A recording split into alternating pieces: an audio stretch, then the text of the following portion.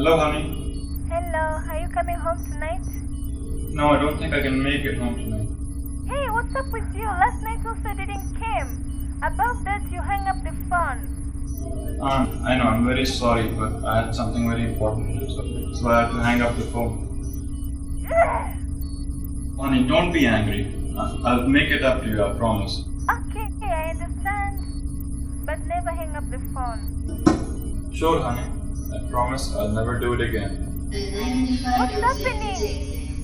Honey? Hold on once. Hey, what's happening? Hello? Honey, hello, baby. Hello? Hello? Hello? Hey, what's happening? Hello? Honey, I'll have to call you back.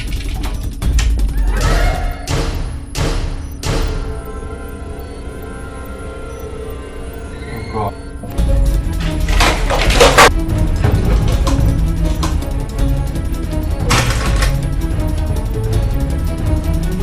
Hello?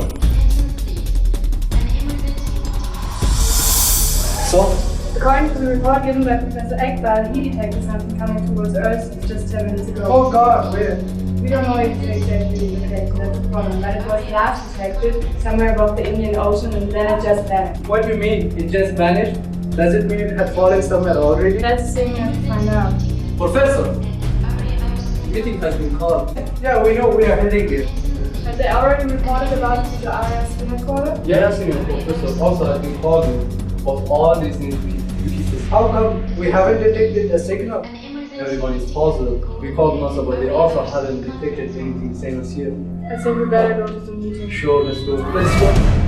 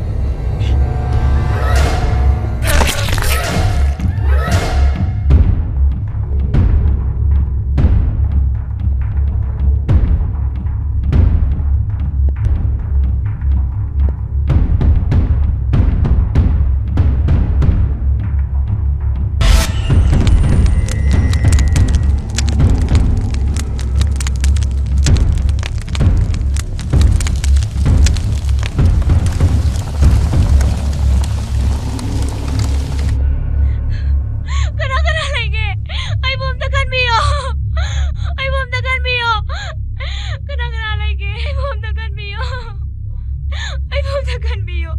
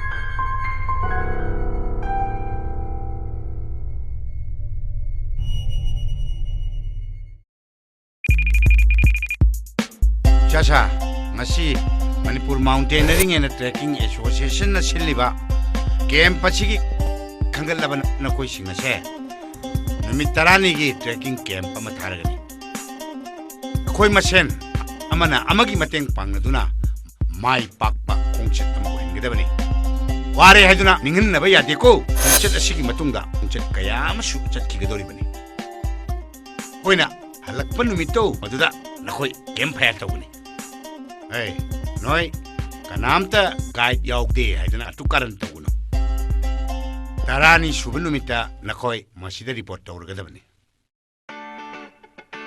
nakoi gi kongchatchi mai pakpa mahi yanba kongchat ama ohinchi ko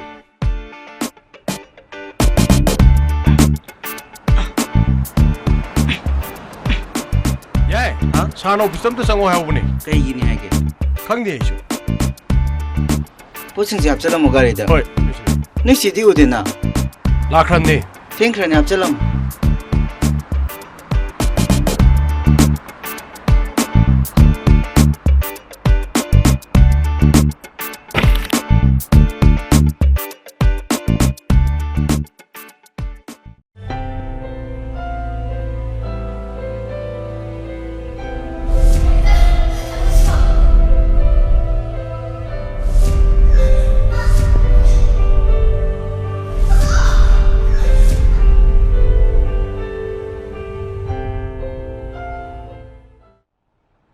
Anak dia kau pelabih tanah nu tam ni ne. ai khang na hoji phabai ngai te masi khoi personal problem ne masih dia importance pisin dina achoba issue mo hen bai da kata di khanara acho bai su tok pai kai na mi sitri ro ha nan din nang nupi wang ne am kan gi dai ne phubi roi ne ki da bro ai ke dero ge ha may I come in, sir? Sir.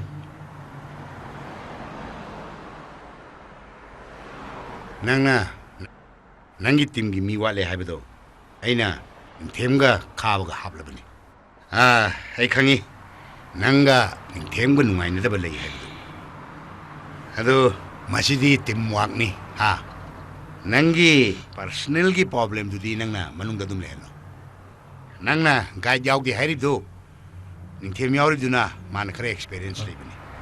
Mana guide tawalo ko. Fajana chalu. Tarani shuba numito da office report tawrgadabni. Khangendna. Thank you, sir. Adi ong chaluki.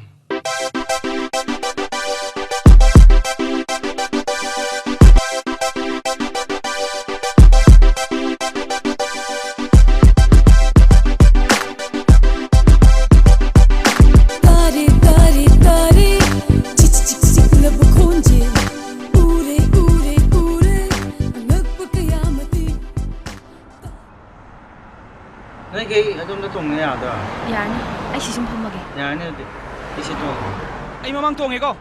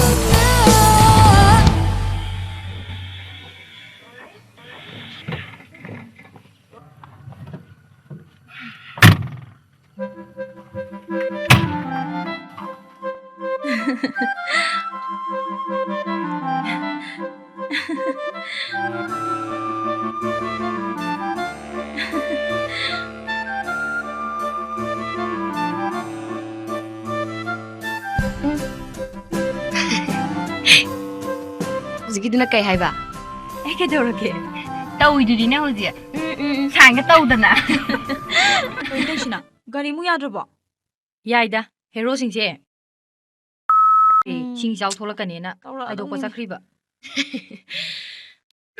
ꯍꯦ. Camera. Okay. ꯍꯦ. ꯁꯤ ꯌꯦꯡꯉꯣ ꯍꯥꯏꯕꯅꯦ. ꯌꯦꯡꯉꯣ ꯍꯥꯏꯕꯅꯦ.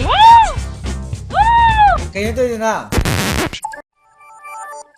ꯂꯝꯁꯥꯡ ꯆꯠꯄꯗ ꯅꯨꯄꯤ ꯑꯉꯥꯡ ꯂꯥꯡꯕꯁꯦ ꯈꯨꯗꯣꯡꯊꯤꯕ ꯅꯪꯉꯦ ꯍꯥꯏꯕꯅꯦꯍꯦ. ꯑꯗꯨꯅꯤꯅꯦ ꯑꯉꯥꯡꯁꯤꯡꯁꯦ ꯑꯩꯗꯧꯅ ꯒ꯭ꯌꯥꯟ ꯇꯥꯔꯗꯤ ꯐꯗꯧꯕ.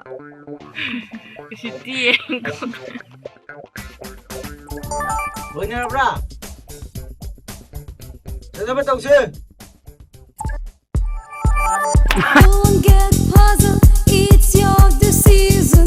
Line up, kalu, thadoglo mafamse, kabluranu, kanaruna tanta, tapa matam, nattare haujikti.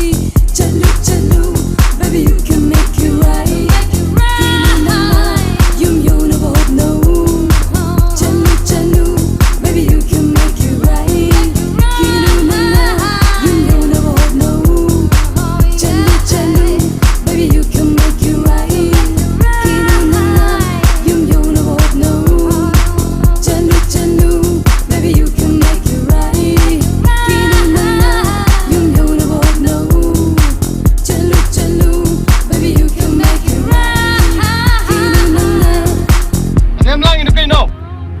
아니요.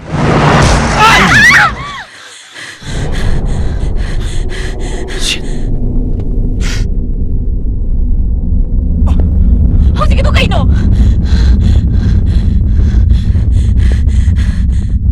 ꯑꯩꯒꯤ ꯊꯣꯛꯈ꯭ꯔꯅꯨ ꯌꯥꯔꯦ. ꯆꯠꯅꯕ ꯇꯧꯔꯁꯦ. ꯁꯥ ꯀꯩꯀꯩ 우ರಂꯒꯅꯤ? ꯆꯠꯂꯁꯦ ꯑꯩꯈꯣꯏ. ꯑꯩꯈꯣꯏ ꯆꯠꯅꯕ ꯇꯧꯁꯦ. ꯆꯠꯁꯦ. ꯆꯠꯂꯣ. ꯑꯩꯈꯣꯏ ꯆꯠꯂꯁꯦ. ꯆꯠꯂꯁꯤ. ꯆꯠꯂꯣ. ꯌꯥꯔꯁꯤ ꯆꯠꯂꯁꯦ. ꯆꯠꯂꯣ. ꯁꯠ ꯊꯧꯔꯣꯕ. ꯆꯠꯂꯣ. ꯑꯩꯈꯣꯏ ꯈꯦꯊꯨꯟ ꯆꯠꯂꯁꯦ. ꯑꯣꯏꯅꯤꯡꯕ ꯑꯣꯏꯔꯁꯅꯨ ꯇꯣ ꯌꯥꯔꯦ. ꯁꯦ. ꯅꯣꯏꯅ ꯄꯥꯈꯠꯄꯗꯣ ꯐꯖꯕ꯭ꯔꯥ ꯌꯦꯡꯒꯦ. ꯌꯥꯝ ꯐꯖꯩꯌꯦ. ꯇꯨ ꯅꯣꯏ ꯆꯦꯁꯦ ꯌꯦꯡꯉꯣ ꯌꯥꯝ ꯐꯖꯗ꯭ꯔꯦ ꯌꯦꯡꯉꯣ ꯁꯥꯎꯔꯤꯁꯦ. ꯌꯦꯡꯒꯦ ꯑꯝꯇ. ꯌꯥꯝ ꯐꯖꯩꯌꯦ. ꯐꯖꯗ꯭ꯔꯥ? ꯌꯥꯝ ꯐꯖꯩꯌꯦ. ꯑꯩꯈꯣꯏ ꯆꯠꯂꯁꯦ. ꯆꯠꯁꯤꯂꯣ. ꯆꯠꯂꯣ.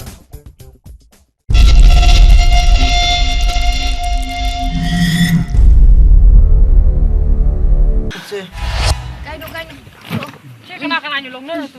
Pasura mama. Thori. What suraba? ꯑꯩꯒꯤ ꯕꯦꯛꯇꯣ ꯑꯝꯇ ꯂꯧꯊꯣꯔꯣ. Yeah. ꯑꯩꯒꯤ ꯕꯦꯛꯇꯣ ꯂꯧꯊꯣꯔꯣ.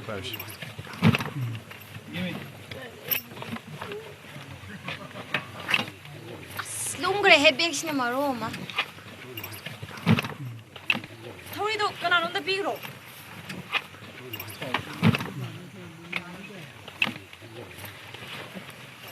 ꯕꯦꯛ.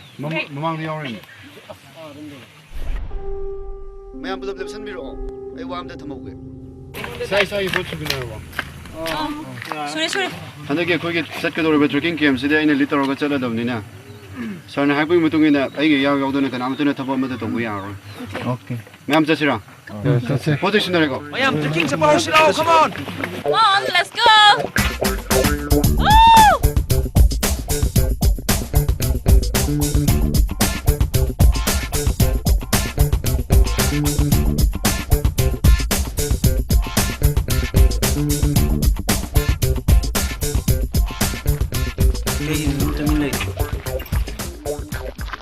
Kashi tawdeda.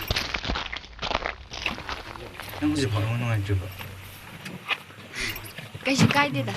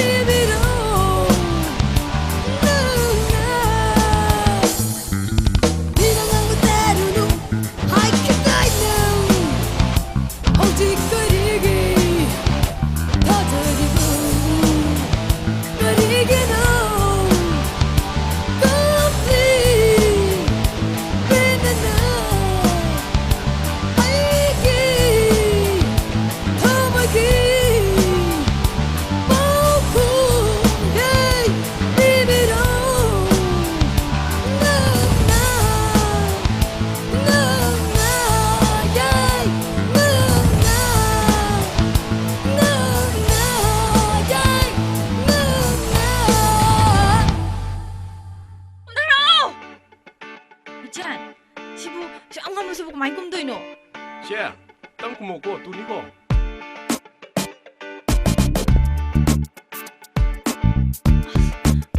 ꯉꯥꯏꯈꯣ ꯆꯠꯃꯤꯟꯅꯁꯦ. ꯂꯥꯎ ꯀꯩꯗꯧꯔꯒꯦ? ꯀꯩꯝ ꯇꯧꯔꯔꯣꯏ ꯅꯣꯏ. ꯑꯩꯁꯨ ꯈꯤꯇ ꯍꯦꯛꯄꯤꯌꯣ. ꯑꯩꯉꯣꯟꯗ ꯑꯃꯒ. ꯂꯥꯎ ꯁꯣꯝꯗꯅꯦ ꯁꯣꯝꯗ. ꯆꯠꯂꯁꯤ ꯂꯥꯛꯑꯣ. ꯑꯗꯨ ꯁꯤ ꯍꯥꯏꯁꯦ ꯅꯍꯥꯟꯋꯥꯏ ꯑꯩꯈꯣꯏ ꯅꯦꯅ ꯄꯣꯔꯛꯄꯗꯣ ꯅꯠꯇ꯭ꯔꯣ? ꯀꯇꯟ ꯉꯥꯛꯇ ꯑꯣꯏꯅ ꯇꯧꯔꯗꯅ ꯂꯥꯎ ꯀꯩꯗꯧꯔꯒꯦ? ꯍꯌꯦꯡꯕꯨ ꯍꯦꯛ ꯂꯩꯔꯅꯣ ꯊꯦꯡꯈ꯭ꯔꯅꯤꯌꯦ.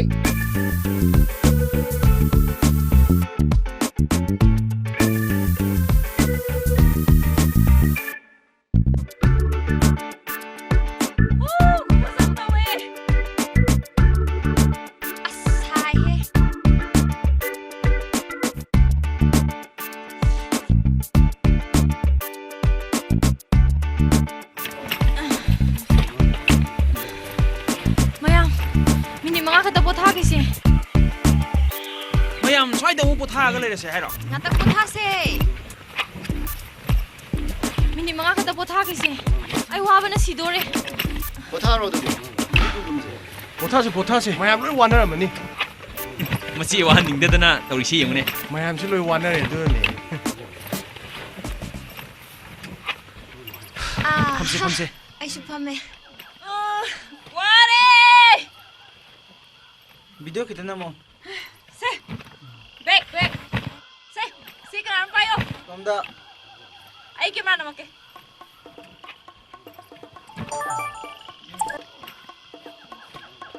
Ai di iron man ko. Ke wa video aduna mayam ke mere ko loroke. To na bigi se no mya. Se video na bigi. Hello. wadi ware Mr. Guy. Ethan. Tutu. Oh, hero. Yengo. Pase. Woo. Som das kranam ke. Hazaye. Kubasama.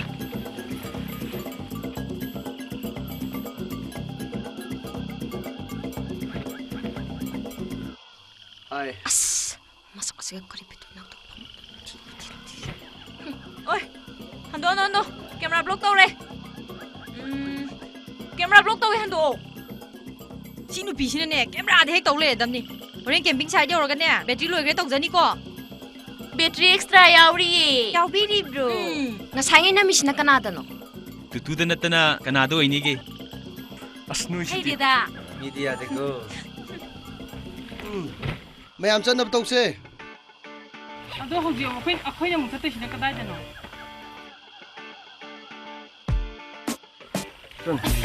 Ma'am sana batau ki se kande. As. Hindi ka ga do na di ko. Yam la pe jatu se le ni. As. Iri. paise na camera da to Piro, ni ai po.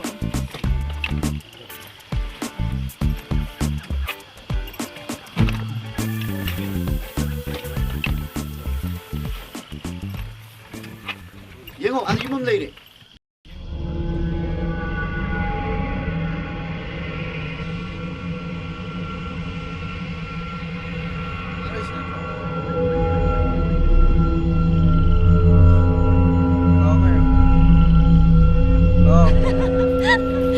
thôi Thôi. Kumo. Mayam kumo.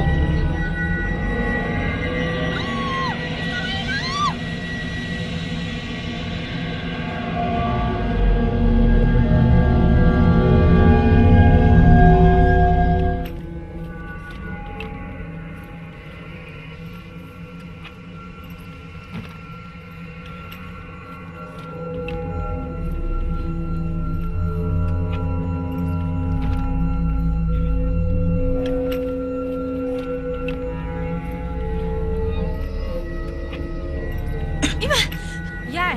không mấy ngàn nhá tôi làm Lao ko du di. Lao ko.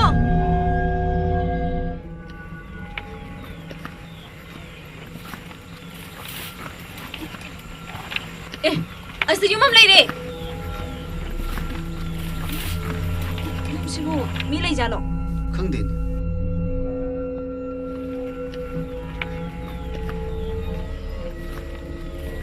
Kun noi hong khra ke nom tawine. Umsu mi lei bro. Kana lei ge. ngay cô ai yên kìa cô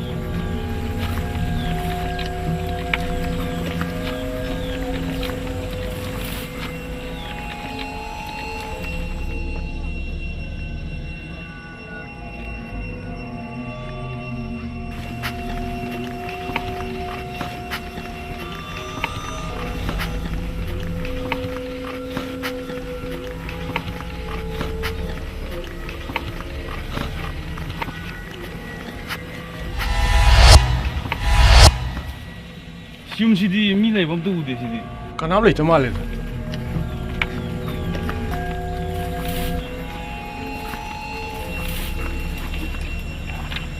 yumsidi mi imta lei tamale Akhoi ekta changa yeng asira. Ngai ko. Ayeng ke.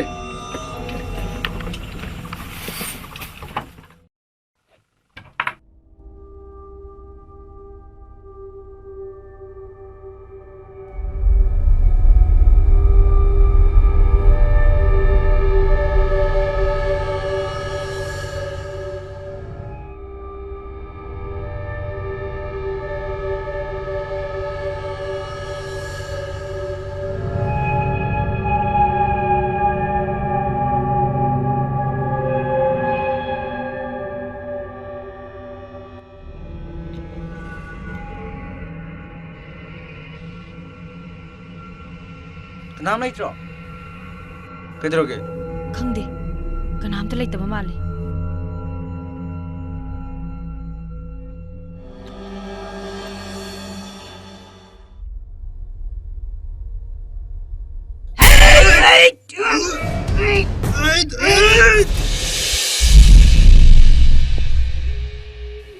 ꯊꯥ ꯑꯅꯤꯒꯨꯝꯕ ꯐꯥꯔꯦ ꯃꯌꯥꯝ ꯈꯨꯟ ꯊꯥꯗꯣꯛꯇꯨꯅ ꯆꯠꯅꯈꯤꯕ ꯃꯐꯝ ꯃꯔꯥꯡ ꯈꯪꯗꯅ ꯂꯩꯅꯥ ꯑꯃ ꯁꯟꯗꯣꯔꯛꯄꯗꯒꯤ ꯑꯩꯒꯤ ꯏꯆꯥ ꯅꯈꯣꯏꯒꯨꯝꯕ ꯂꯩꯔꯝꯃꯦ ꯃꯥ ꯑꯩ ꯑꯃꯨꯛ ꯆꯠꯂꯨꯈꯤꯒꯦ ꯆꯠꯂꯣ ꯐꯖꯅ ꯆꯠꯂꯨꯀꯣ 이붕어 할락바가네 콘치다 목장라 웃고 ꯀꯩꯝꯇ ꯄꯥꯈꯠꯄꯤꯒꯅꯨ ꯏꯃꯥ ꯀꯩꯝꯇ ꯇꯧꯔꯣꯏ ꯑꯗꯨꯗꯤ ꯆꯠꯂꯨꯔꯣꯀꯣ ꯏꯃꯥ ꯑꯃꯨꯛ ꯆꯠꯂꯨꯈꯤꯒꯦ ꯆꯠꯁꯦ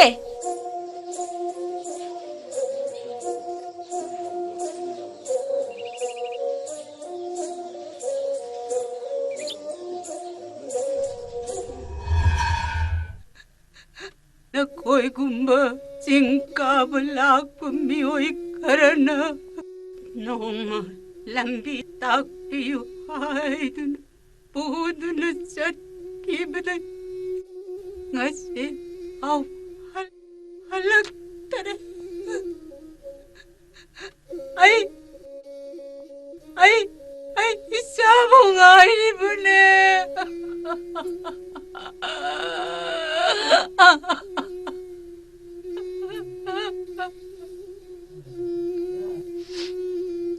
नखोइदी मफम छिदा करी तौप लापनो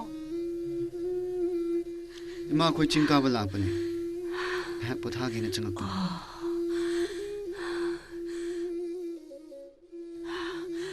अदुरी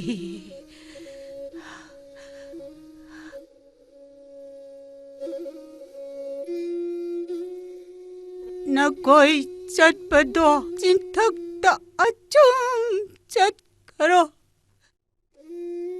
लोग जब तक कुमलूनो नकोई कुतोंगी बतोकनी है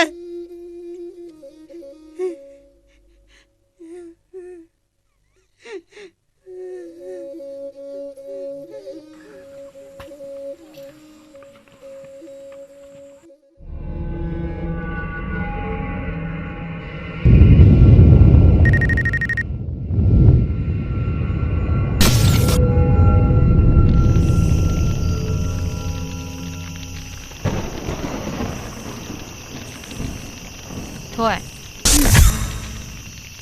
ngасꯥꯏꯒꯤ ꯍꯩꯅꯨꯕꯤꯗꯨꯅ ꯍꯥꯏꯗꯣ ꯀꯩ ꯍꯥꯏꯅꯣ ꯑꯩꯁꯨ ꯈꯪꯗꯦ ꯑꯗꯣ ꯅꯣꯏꯅ ꯍꯥꯃꯨ ꯆꯠꯄꯗꯨꯗꯤ ꯀꯃꯥꯏꯅ ꯇꯧꯈꯤ ꯌꯥꯝ ꯅꯨꯡꯉꯥꯏꯈꯤ ꯀꯅꯥꯝꯇꯁꯨ ꯈꯠꯅꯕ ꯌꯥꯎꯗꯦ ꯍꯟꯗꯛꯀꯤꯁꯤꯗꯤ ꯕꯤꯠ ꯂꯩꯇꯦ ꯅꯠꯇꯦ ꯌꯥꯏꯒ ꯈꯥꯕꯒꯅ ꯕꯦꯠꯀꯤ ꯇꯥꯏꯞꯇ ꯇꯧꯏꯁꯦ ꯀꯩꯒꯤꯅꯣ ꯑꯁ ꯑꯩꯁꯨ ꯈꯪꯗꯦꯗ ꯇꯨ आदा मंगा फमीसे मंगोंदा हंगो मा लोई खंगमनी आई ngасai da phabu ka paik pune ai biriga thakre adu noi thaning ma yawbro उरेदना तौरीसे मसक्सिगा नोकददा ngaire tamnare फुन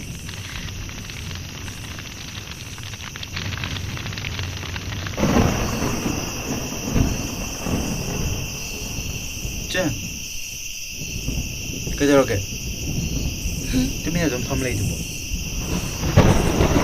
ꯀꯩꯁꯨ ꯇꯧꯗꯦꯗ ꯁꯨꯝ ꯐꯝꯃꯝꯃꯤꯅꯦ ꯉꯁꯥꯏ ꯂꯥꯛꯄꯗꯩ ꯇꯨꯃꯤꯟꯅ ꯑꯗꯨꯝ ꯂꯩ ꯀꯩꯗꯧꯔꯒꯦ ꯅꯁꯥ ꯅꯨꯡꯉꯥꯏꯇ꯭ꯔꯕꯣ ꯀꯩꯁꯨ ꯇꯧꯗꯦꯗ ꯈꯪꯗꯦ ꯉꯁꯤꯁꯦ ꯋꯥꯈꯜꯁꯦ ꯀꯩꯅꯣꯝ ꯏꯇꯧ ꯇꯧꯏ ꯅꯪꯁꯨ ꯈꯪꯉꯤꯗꯨꯅꯤ ꯑꯩꯈꯣꯏ ꯇꯥꯃꯣꯗꯣ ꯃꯥꯁꯨ ꯃꯐꯝ ꯑꯁꯤꯗ ꯆꯠꯈꯤꯕꯅꯤ ꯑꯗꯨꯒ ꯃꯐꯝ ꯃꯔꯥꯡ ꯈꯪꯗꯅ ꯆꯦ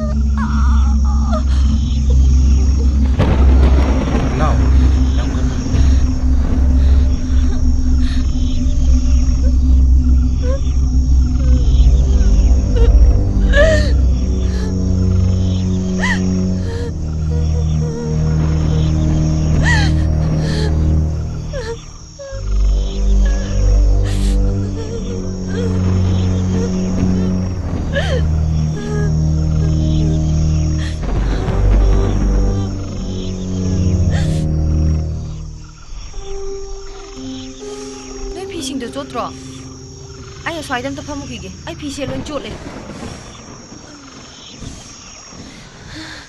ꯑꯩ ꯏꯁꯤꯡ ꯌꯥꯝ ꯈꯨꯔꯥꯡꯉꯦ ꯏꯁꯤꯡ ꯑꯝꯇ ꯌꯥꯎꯅꯗ꯭ꯔꯣ ꯑꯁ ꯂꯣꯏ ꯆꯣꯠꯂꯦ ꯀꯃꯥꯏꯅ ꯇꯧꯅꯤ ꯑꯁ ꯌꯥꯝ ꯍꯩꯅꯗꯤꯌꯦ ꯁꯤꯗ ꯕꯣꯇꯜ ꯑꯃꯗꯤ ꯌꯥꯎꯔꯤ ꯏꯁꯤꯡꯗꯤ ꯌꯥꯎꯔꯝꯗ꯭ꯔꯦ ꯑꯩꯒꯤꯁꯨ ꯏꯁꯤꯡ ꯑꯝꯇ ꯌꯥꯎꯗ꯭ꯔꯦ ꯀꯃꯥꯏꯅ ꯇꯧꯁꯤꯒꯦ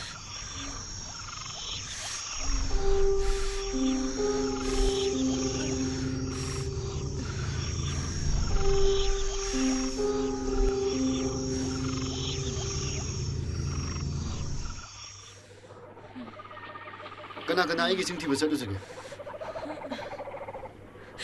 ꯑꯩꯒ ꯆꯠꯁꯤ ꯂꯥꯛꯑꯣ ꯂꯥꯛꯑꯣ ꯆꯠꯁꯤ 이씨도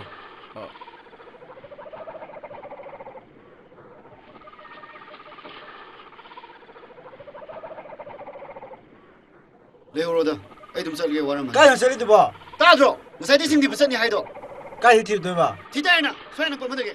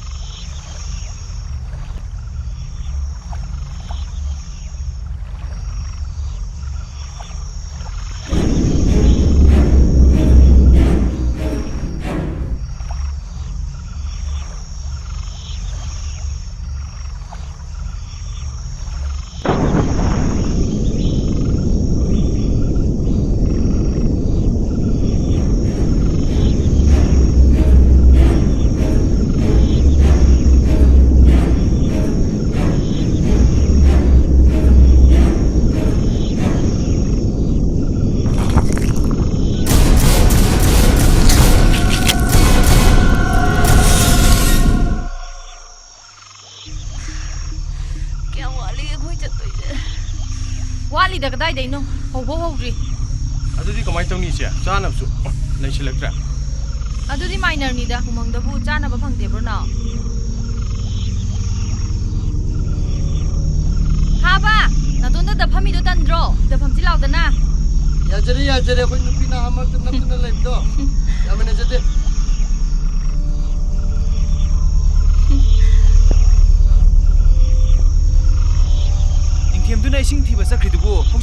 ꯌꯧꯗ꯭ꯔꯤꯁꯤꯕꯨ ꯑꯩꯈꯣꯏ ꯈꯔ ꯆꯠꯂꯒ ꯌꯦꯡꯉꯨꯁꯤꯔꯣ? ꯑꯦ ꯌꯥꯅꯤ ꯑꯩꯁꯨ ꯈꯜꯂꯝꯃꯤꯅꯦ ꯑꯗꯨ ꯆꯧꯁꯤꯔꯥ? ꯆꯠꯂꯣ ꯆꯠꯂꯣ ꯑꯗꯨꯅ ꯐꯔꯅꯤ ꯆꯥꯛꯁꯨ ꯂꯥꯝꯕꯅ ꯇꯠꯇꯣꯔꯦ ꯆꯥꯅꯕ ꯀꯅꯥ ꯀꯅꯥ ꯌꯥꯎꯅꯔꯤꯒꯦ? ꯌꯥꯎꯗ꯭ꯔꯦ ꯑꯩꯈꯣꯏ ꯀꯩꯁꯨ ꯌꯥꯎꯗ꯭ꯔꯦ ꯀꯩꯅꯣ ꯃꯌꯥꯝꯅ ꯅꯨꯡꯉꯥꯏꯅꯔꯤꯁꯤꯕꯣ? ꯑꯩ ꯋꯥꯕꯅ ꯁꯤꯗꯣꯔꯦ ꯍꯥꯏꯕꯅꯦ. ꯅꯪ ꯆꯠꯈ꯭ꯔꯅꯣ ꯑꯇꯣꯞꯄ ꯀꯅꯥꯅꯣ ꯆꯠꯍꯜꯂꯣ. ꯀꯩꯅꯣ ꯆꯞ ꯃꯥꯟꯅꯩ ꯀꯩꯅꯣ ꯑꯩꯈꯣꯏ ꯃꯁꯦꯟ ꯁꯨꯃꯥꯏꯅ ꯑꯃꯅ ꯑꯃꯗ ꯊꯤꯡꯖꯤꯟꯅ ꯂꯩꯔꯗꯤ ꯀꯃꯥꯏꯅ ꯇꯧꯗꯣꯏꯅꯣ? ꯌꯦꯡꯉꯣ ꯆꯠꯀꯗꯕ ꯂꯝꯕꯤꯁꯨ ꯌꯥꯝ ꯋꯥꯠꯂꯤꯕꯅꯦ.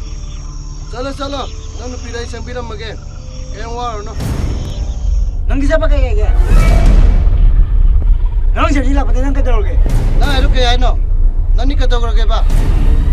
ꯍꯣꯏ ꯑꯩ ꯌꯥꯝ ꯀꯣꯏꯔꯝꯅꯤ ꯈꯪꯕ꯭ꯔꯥ? ꯅꯪ ꯀꯩꯗꯧꯒꯦ ꯍꯥꯏꯅꯣ? ꯅꯪ ꯅꯊꯧ ꯀꯩ ꯂꯩꯒꯦ?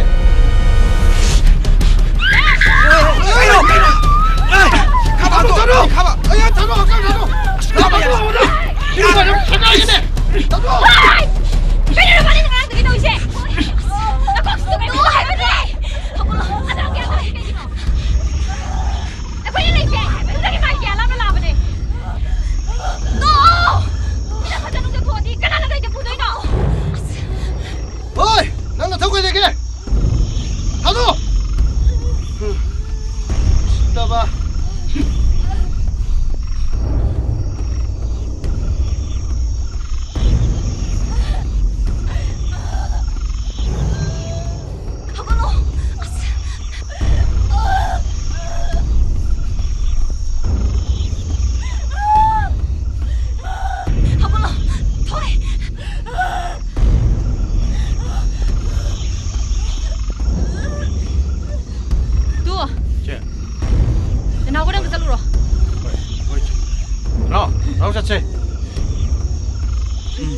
ꯆꯠꯁꯤꯂꯣ.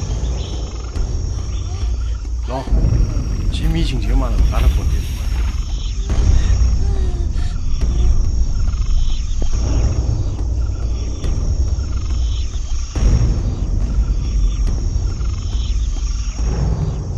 이젠 카브나 아이지 좀 브라.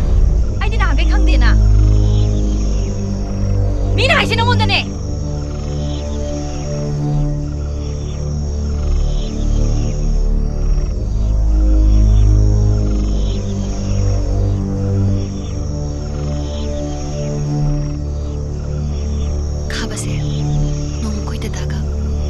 adventure party ni haiduna akhoi da lakmine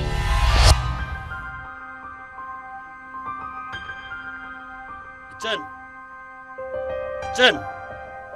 da ꯑꯩꯈꯣꯏꯒꯤ MMTꯒꯤ ꯖꯨꯅꯤꯌꯔꯅꯤ ꯃꯥꯅ ꯈꯥꯕ ꯃꯥꯅ ꯌꯥꯏ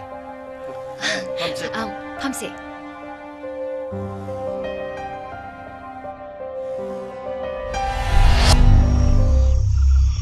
ꯑꯗꯨꯒꯤ ꯃꯇꯨꯡꯗ ꯈꯥꯕ ꯇꯠꯇꯅ ꯑꯩꯈꯣꯏ ꯌꯨꯝꯗ ꯂꯥꯛꯑꯝꯃꯤ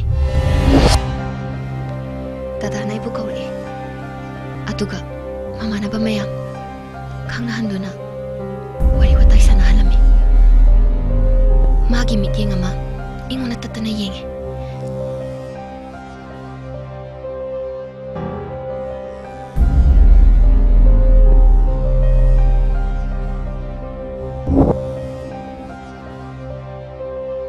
ꯅꯣꯏ ꯗꯥ ꯂꯩꯇ꯭ꯔꯣ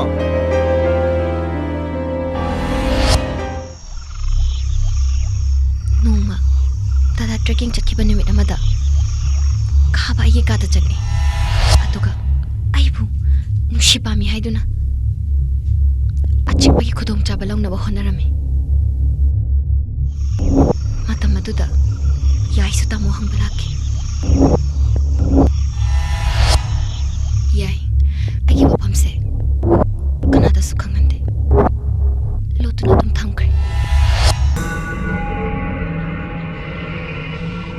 ꯀꯩꯅꯣ ꯇꯧꯔꯤꯁꯦ ꯑꯩꯗꯤ ꯈꯪꯗꯦ ꯑꯩꯗꯤ ꯌꯥꯝ ꯊꯤ ꯁꯥꯎꯅꯤꯡꯉꯦ ꯌꯨꯝ ꯊꯥꯗꯣꯛꯑꯒ ꯂꯥꯞꯅ ꯂꯥꯛꯃꯤꯟꯅꯔꯦ ꯄꯨꯂꯞ ꯑꯗꯨꯒ ꯃꯣꯏ ꯁꯨꯃꯥꯏꯅ ꯇꯧꯅꯔꯦ ꯑꯁꯨꯝꯕ ꯃꯤꯁꯦ ꯃꯇꯨꯡ ꯉꯥꯎ ꯆꯠꯃꯤꯟꯅꯕ ꯌꯥꯕꯖꯥꯠ ꯅꯠꯇꯦꯀꯣ ꯐꯔꯦ ꯇꯣꯛꯑꯁꯤ ꯁꯤ ꯋꯥꯔꯤꯁꯦ ꯅꯪꯗꯤ ꯇ꯭ꯔꯦꯀꯤꯡ ꯆꯠꯄꯁꯦ ꯀꯌꯥꯔꯛ ꯁꯨꯔꯒꯦ ꯑꯩ ꯍꯟꯗꯛꯀꯤꯁꯤꯅ ꯑꯍꯥꯟꯕꯅꯦ ꯑꯗꯣ ꯑꯩꯗꯤ ꯑꯦꯗꯚꯦꯟꯆꯔꯁꯦ ꯀꯥ ꯍꯦꯟꯅ ꯄꯥꯝꯗꯕꯅꯤ ꯑꯩꯈꯣꯏ ꯆꯦꯅ ꯑꯦꯗꯚꯦꯟꯆꯔ ꯇ꯭ꯔꯦꯀꯤꯡ ꯆꯧꯁꯦ ꯑꯗꯨꯗ ꯑꯩ ꯁꯨꯝ ꯌꯥꯎꯔꯛꯄꯅꯤꯗ ꯅꯪꯗꯤ ꯀꯌꯥꯔꯛ ꯁꯨꯔꯒꯦ ꯑꯩꯗꯤ ꯆꯠꯄ ꯈꯨꯗꯤꯡꯒꯤ ꯑꯗꯨꯝ ꯌꯥꯎꯋꯦ ꯑꯗꯣ ꯁꯤ ꯃꯐꯝꯁꯤꯗꯤ ꯑꯃꯨꯛ ꯐꯥꯎ ꯆꯠꯇ꯭ꯔꯤ ꯆꯍꯤ 3 ꯁꯨꯔ ꯃꯥꯜꯂꯦ ꯇ꯭ꯔꯦꯀꯤꯡ ꯆꯠꯄ ꯊꯤꯡꯈꯤꯕ Handak tor male amu hangai se. Kai ni haige. As adudi ai su khangde.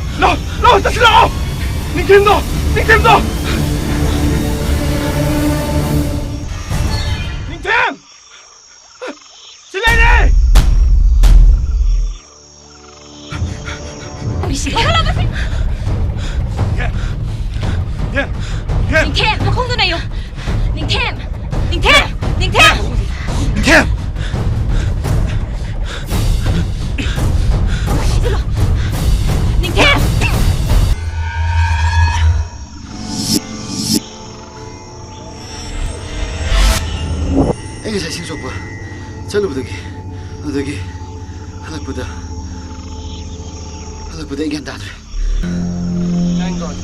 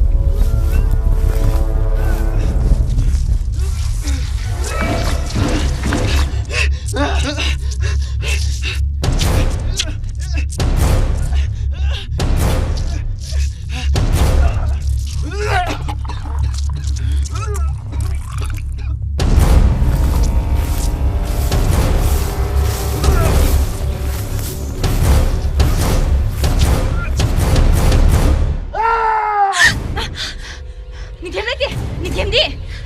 이날했어! 닝캠! 캠! 이니네.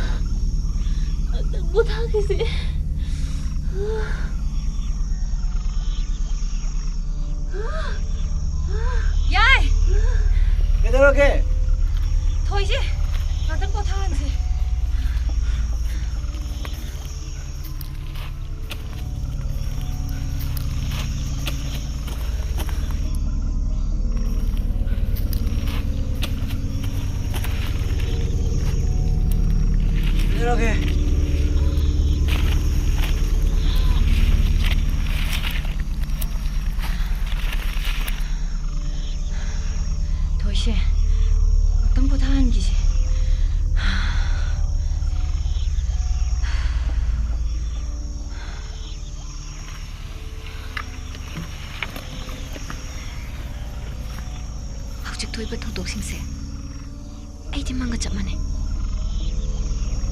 अखोय हेंग युम योरगा कई पाउ तमुदोइनो तंबा हाइबो अखोयना थोखरिबा थौदोकसिंदुगी अचुंबसिंदो मरिक चुमना लोइन तंबा ताबने अतुदा अखोयबु थाजबिद्रदि थाजदेना कई उपाय ले थाजद्रगना अखोय पुन्ना जेल चंग ताबने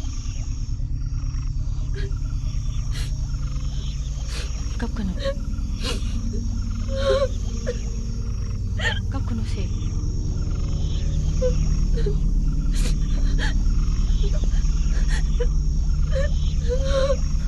अदुबु से अखोयना थोनजे थोनबदि नतेदना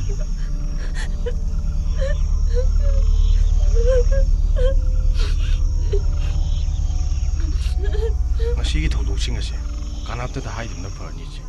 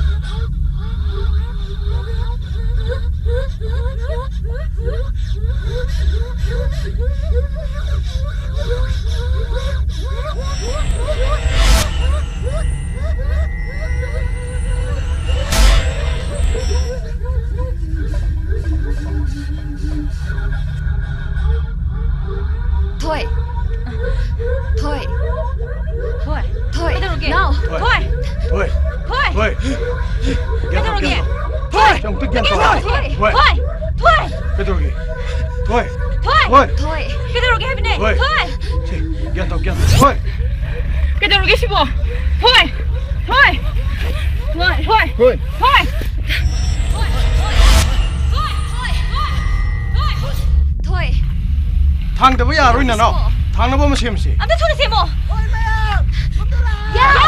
ꯊꯣꯏ ꯀꯩꯅꯣ ꯇꯧꯔꯦ ꯂꯥꯛꯑꯣ ꯀꯩꯅꯣ ꯇꯧꯈ꯭ꯔꯦ ꯊꯣꯏ ꯑꯝꯇ ꯊꯨꯅ ꯁꯦꯝꯃꯣ ꯊꯣꯏ ꯑꯩ ꯀꯩꯅꯣꯝ ꯊꯦꯡꯅꯔꯦ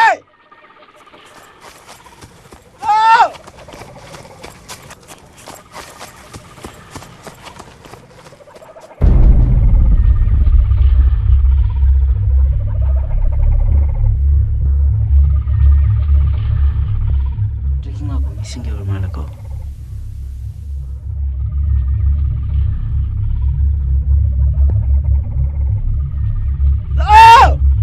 Yang ni.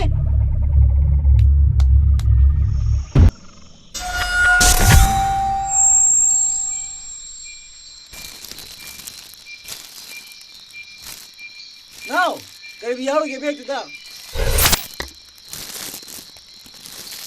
Sidi ꯆꯥꯅ ꯊꯛꯅꯕꯁꯨ ꯑꯃꯠꯇ ꯌꯥꯎꯗꯦ ꯍꯥꯟꯅ ꯂꯥꯛꯑꯝꯕ ꯃꯤꯁꯤꯡꯒꯤ ꯑꯣꯏꯔ ꯃꯥꯜꯂꯦ ꯑꯗꯨꯗꯤ ꯃꯤꯁꯤꯡꯗꯨꯗꯤ ꯀꯔꯥꯏ ꯆꯠꯈ꯭ꯔꯕ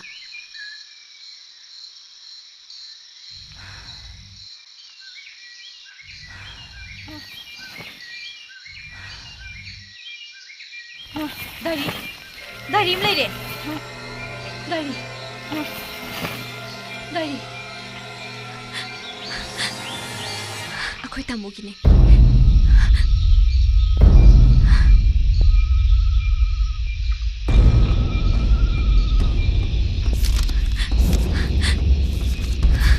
lambi mangkhidana thumma changna ahal amagi imungdagi machanupa ama lamit tangna Ma, ay amuk chalu kike. Chalu. Phajana chalu ko. Ibungo. Halakpagane. Kunchida amuk changla uko. ꯀꯦꯝꯇ ꯄꯥꯈꯠꯄꯤꯒꯅꯨ ꯏꯃꯥ ꯀꯦꯝꯇ ꯇꯧꯔꯣꯏ ꯑꯗꯨꯗꯤ ꯆꯠꯂꯨꯔꯣꯀꯣ ꯏꯃꯥ ꯑꯃꯨꯛ ꯆꯠꯂꯨꯈꯤꯒꯦ ꯆꯠꯁꯦ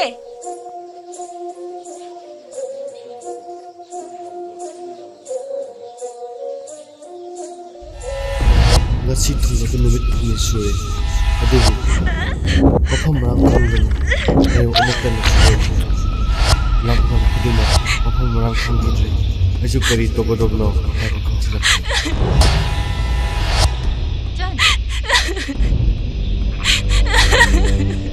Jan tunggu kailangan Jan apa no Jan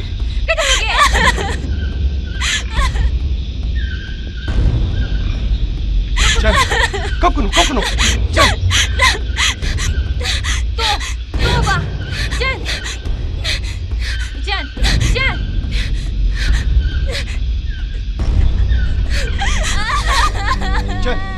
Jan kapan Jan kapan sih Jan tetap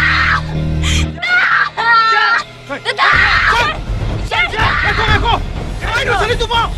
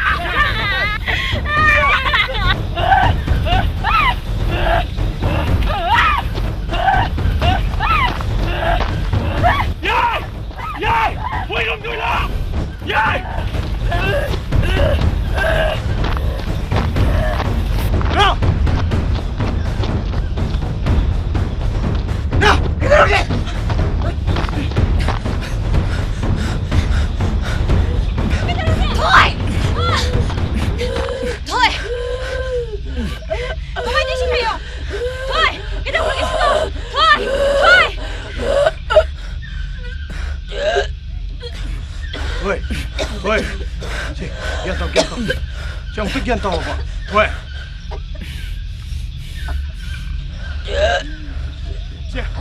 이제 그만 좀 해주지.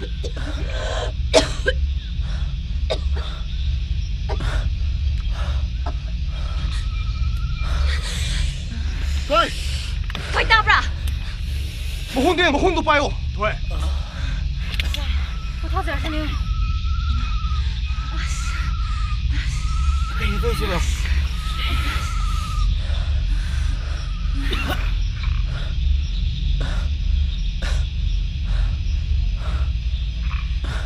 그만 좀 해주지.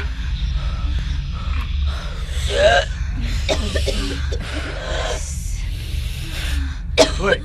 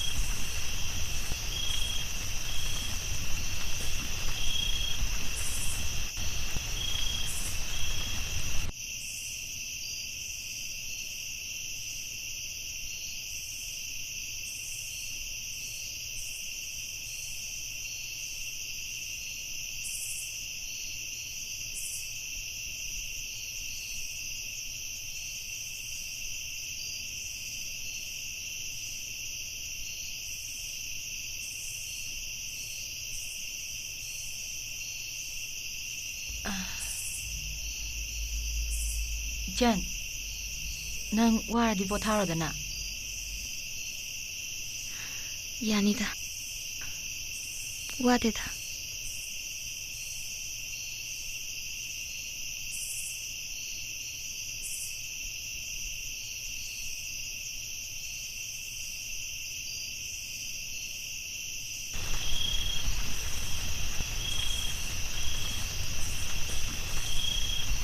ꯆꯥꯅꯕꯁꯤ ꯀꯃꯥꯏꯅ ꯇꯧꯁꯤ ꯍꯥꯏꯅꯣ ꯂꯥꯛꯄꯗ ꯄꯨꯔꯛꯄ ꯕ꯭ꯔꯦꯗꯁꯤꯡꯗꯨꯁꯨ ꯂꯣꯏ ꯂꯣꯏꯈ꯭ꯔꯦ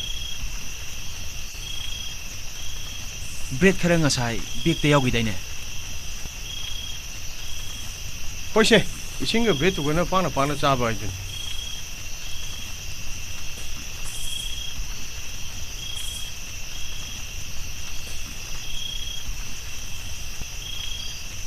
한덕 공시대 토입은 미심이나 생세 ꯑꯩ ꯈꯜꯂꯨꯕꯗ ꯃꯊꯥ ꯍꯧꯖꯤꯛ ꯗꯔꯀꯥꯔ ꯂꯩꯔꯤꯕ ꯍꯥꯏꯕꯕꯨ ꯃꯐꯝ ꯑꯁꯤꯗꯒꯤ ꯑꯁꯣꯏ ꯑꯉꯥꯝ ꯑꯃꯠꯇ ꯌꯥꯎꯗꯅ ꯌꯨꯝ ꯌꯧꯅꯕꯗꯨꯅꯤ ꯁꯦ ꯃꯩ ꯃꯅꯥꯛꯇ ꯐꯝꯃꯨꯁꯦ ꯃꯥꯁꯨ ꯉꯥꯛꯇꯪ ꯄꯣꯊꯥꯟꯁꯦꯕ Bread to phangaba. ꯐꯪꯗ꯭ꯔꯦ ꯏꯆꯦ Ichan, may minakta phamusira. Mayam puladi wakhal su ngaktang kauthoknaba. Lao, thoise ngaktang pothajarasano. Lao.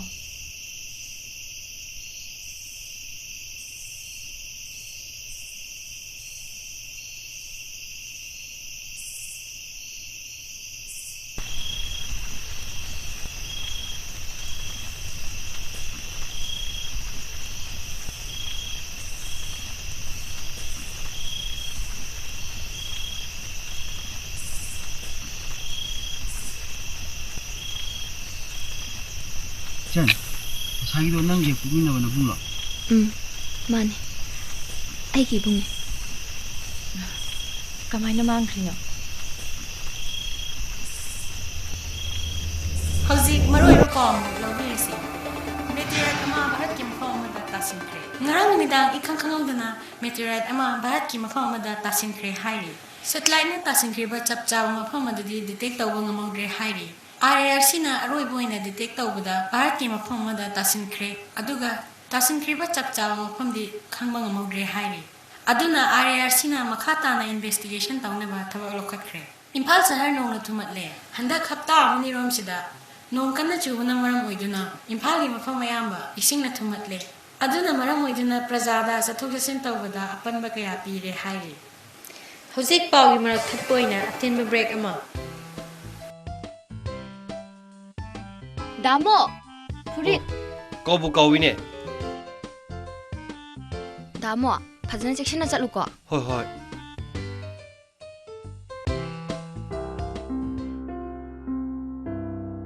Nang nathanda lehongni khanbada nabung di char puchaning drabani. Damo gi chatpam thokpa dum chapiyo. Ai gi dikem da warunu da. Damo khong chat tu da mai pak na halo. Nine sula asidi. Fare ayu thabo hedo tawrobani na. Da, mai pak na di halo ko. Ado handak chatoi sina kadai dano. Handak ti mina chanda bom phomni. Chalu hige. Ibungo phajaban chalu ko. Da, mathang chappada di ai siawge. Angau gi sidi.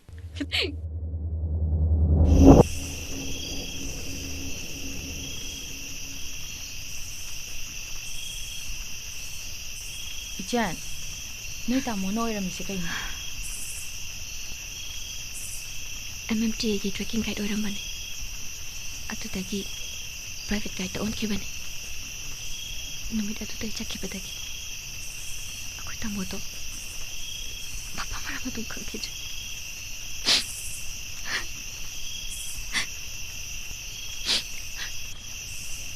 Adudagi pau phauna ki jaba.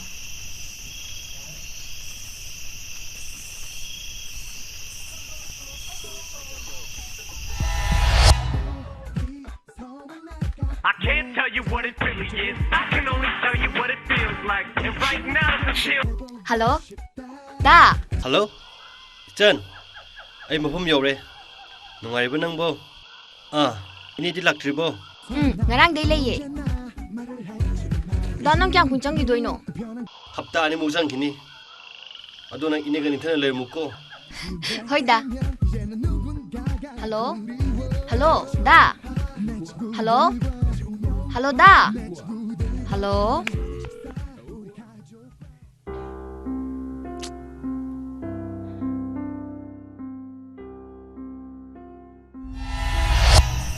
Akoishu tabade am nuaite. Ado haukredi dana. Yam hena khanjiluranu. Adudi nang kong silaki maramdi. Damo na pamcharam bane. Adu shima thakta. Ai damo gi khonguli papa. Kunchi sidi awa nuai thengna bata bane. Kanana su ishor gi nongdam thingna ngamo.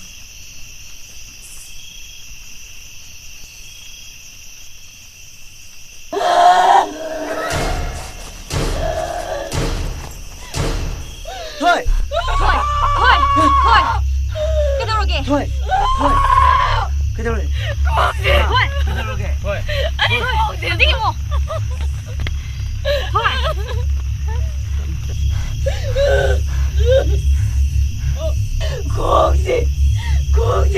Kongsi mo.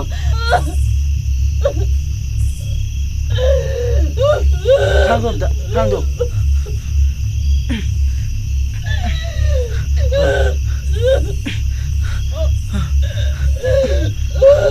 Tamna tahu. Kongsi. Tahu.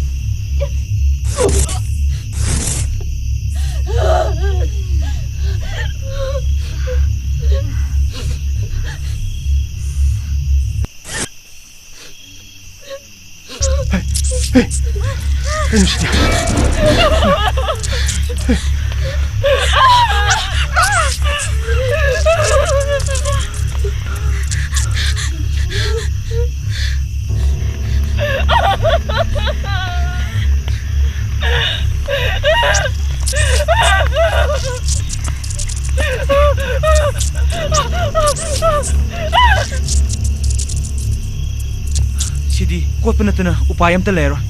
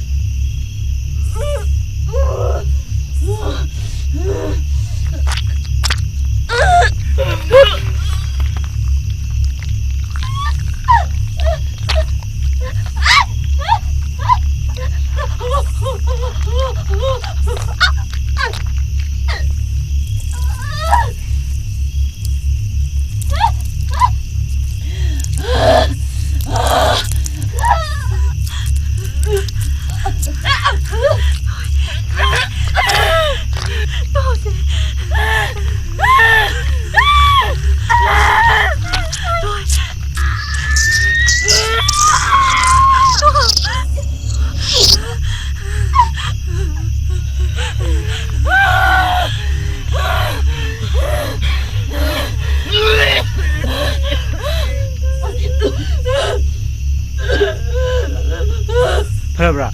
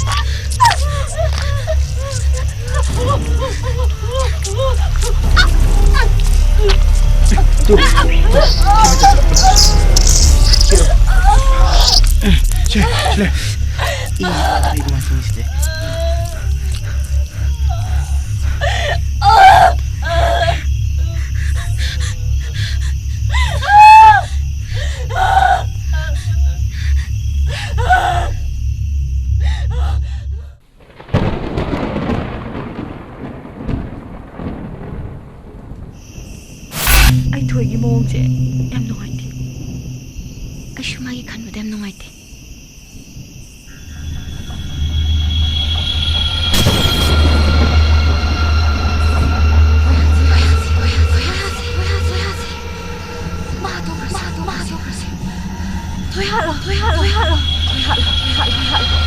ꯉꯔꯥꯡꯗꯒꯤ ꯃꯥꯅ ꯇꯧꯔꯤꯁꯦ ꯑꯩ ꯌꯦꯡꯕ ꯉꯝꯗꯦ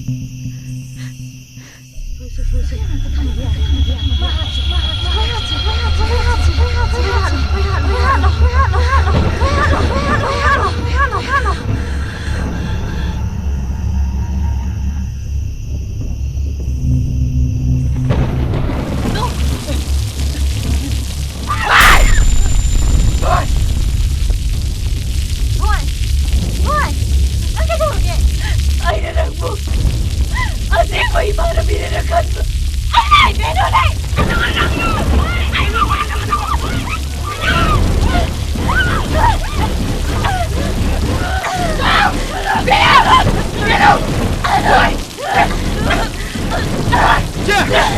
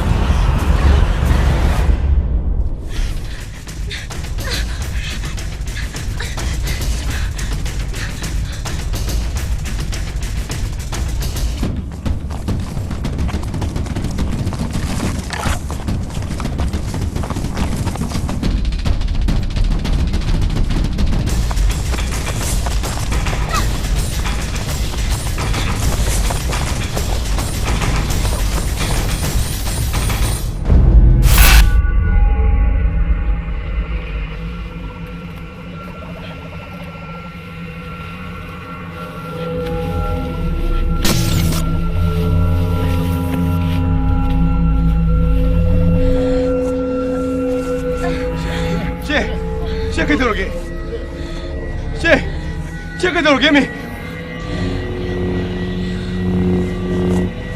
그래. 제게 넌또 그래. 쟤. 저대가 당 부탄하시라. 부탄시 안다 빨리 비어 나간다.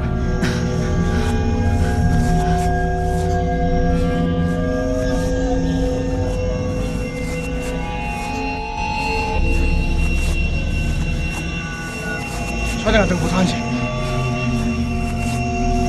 저대 부탄시.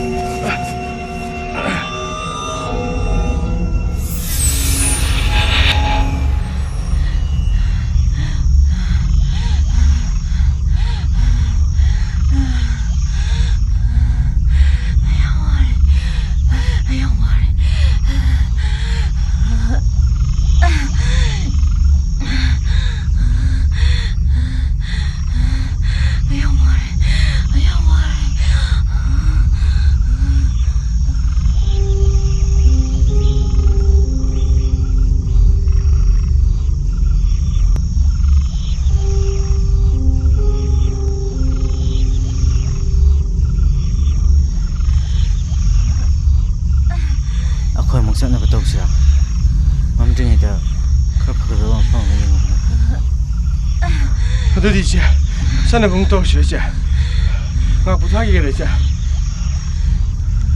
ꯋꯥꯔꯁꯨ ꯋꯥꯅ ꯈꯔ ꯆꯠꯂꯒ ꯁꯥꯐꯒꯗꯕ ꯃꯐꯝ ꯑꯃ ꯊꯤꯍꯧꯕꯅ ꯐꯅꯤ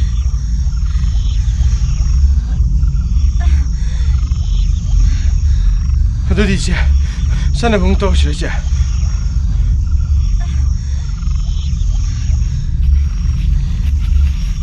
sen paipiro.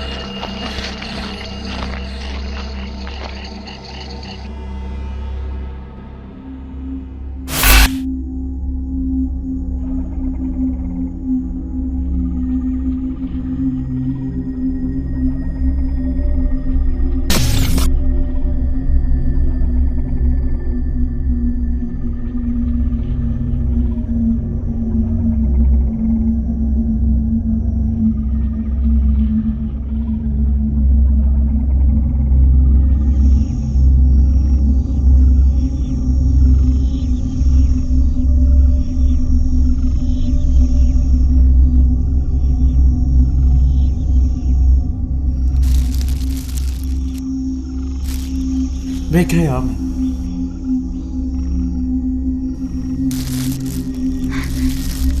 Ako'y kakachaminersi.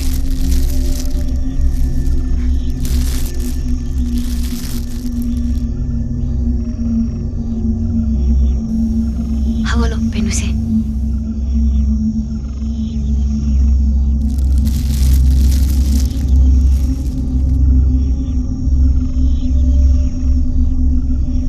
Penuse, acak po si Sasalo.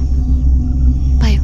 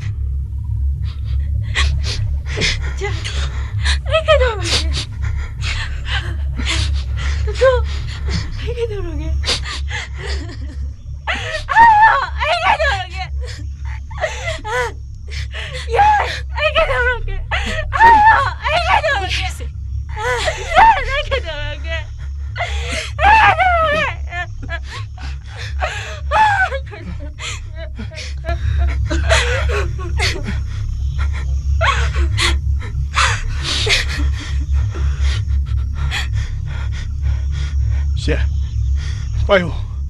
브레이크 가자, 슬로 씨.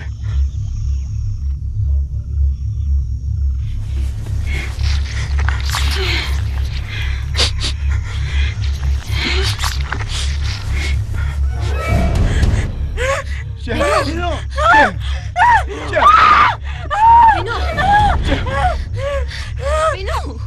그래도 내가 싫다고 해. 이간!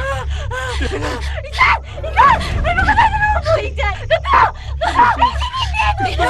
내가 싫다고 해. 내가 싫다고 해. Pino! Naga story eh.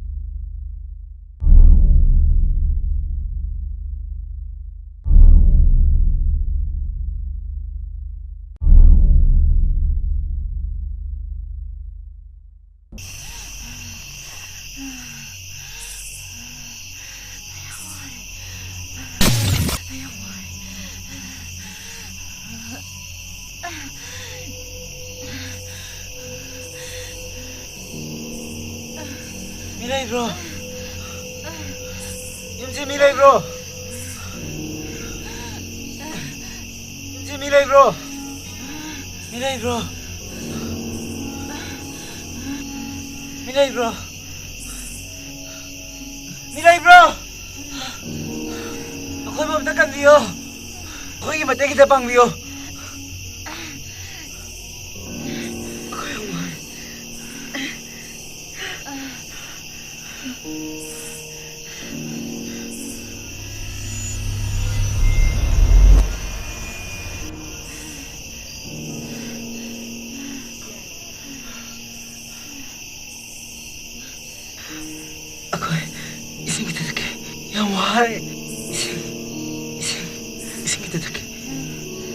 Bác sĩ, ra ngoài, xin người ta bị thương ba. Bác sĩ, ra ngoài, xin người ta bị thương ba. Aku sing si, tinggal trekking lap ni. Aku ibu lap ni. Aku yang mati kita bang bio. Aku yang wari. Mati kita bang bio. Xin người ta bị thương ba.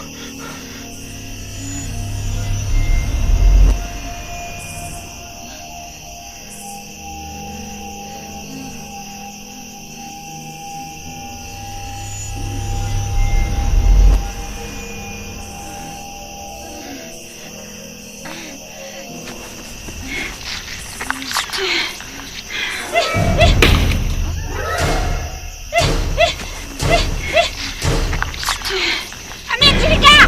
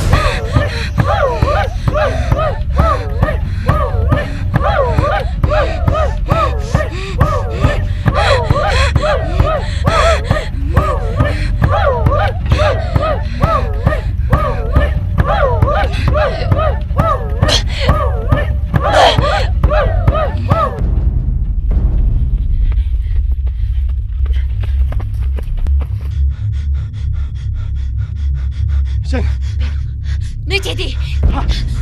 Chị! Chị! Nghe quá.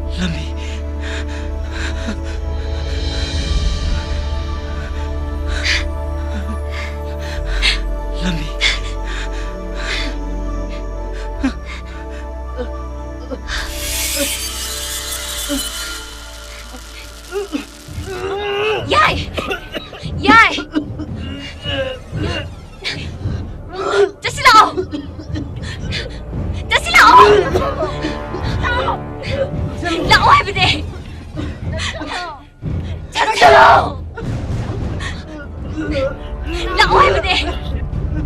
Nakasitaw rin! Nasasay!